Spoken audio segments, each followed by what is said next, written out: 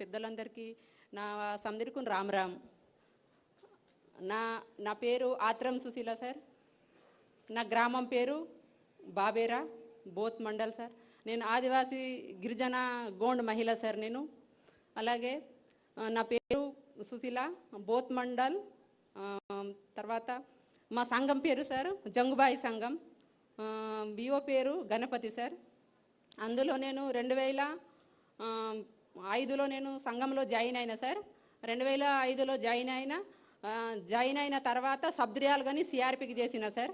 CRP చేసిన తర్వాత 2008లో sir group leader అయినా సార్. 2008లోనే వివో లీడర్ అయినా సార్. 2008లోనే మండల్ లీడర్ అయినా సార్. తర్వాత నేను ప్రతి విలేజ్లకు, ప్రతి సంఘాలకు, 42 సంఘాలకు, వివోలకు నేను మోటివేషన్ చేసి మన విలేజ్ కాకుండా, గ్రామాలు కాకుండా, మండలాలు కాకుండా, జిల్లాలు కాకుండా నేను పనిచేశాను సార్. మా పేద కుటుంబం సార్. మాది పేద కుటుంబం నుంచి వచ్చిన నేను సుశీలని సార్. అయితే అలాగే నేను ఎట్లా చేయాలా, మా మహిళలకు అని ఏ విధంగా ఉపాధి కల్పించాలా, వీళ్ళకు రుణం తీసుకుంటే ఎట్లా ఉంటుంది, తీసుకోకపోతే ఎట్లుంటుంది, వాళ్ళతోటి మాట్లాడడం జరిగింది సార్.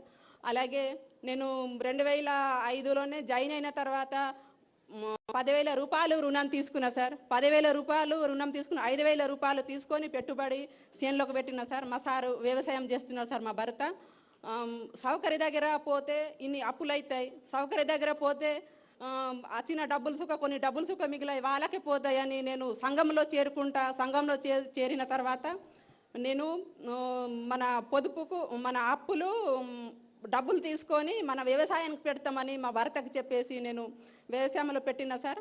తర్వాత అదే 10,000 అప్పు ముట్టిన తర్వాత 20,000 అప్పు తీసుకొని ఎడ్లు తీసుకున్నాం సార్. 20,000 తర్వాత 50,000 తీసుకున్నా సార్. 50,000 తీసుకున్న గిర్ని తీసుకున్నా సార్. గిర్ని తీసుకున్న కిరాణా షాప్ వేసిన సార్. తర్వాత 1,00,000 తీసుకున్నా సార్. 1,00,000 తీసుకొని మన చేనులో చుట్టూ అది సోలార్ పెట్టినాం సార్. అడవిలో చేను ఉంది. తర్వాత ఆవులు తీసుకున్నాం సార్, మేకలు తీసుకున్నాం సార్. అలాగే 2 ఎకరాల పొలం ఉంది సార్. ఆ పొలంలో మా సార్ పని చేస్తే మా సార్కు నేను పని కల్పించిన సార్. నేను పేదల నుంచి వచ్చిన సార్. ఇలాగే నేను నాలాగా 100 మంది కావాలని నేను కోరుకుంటున్నా సార్.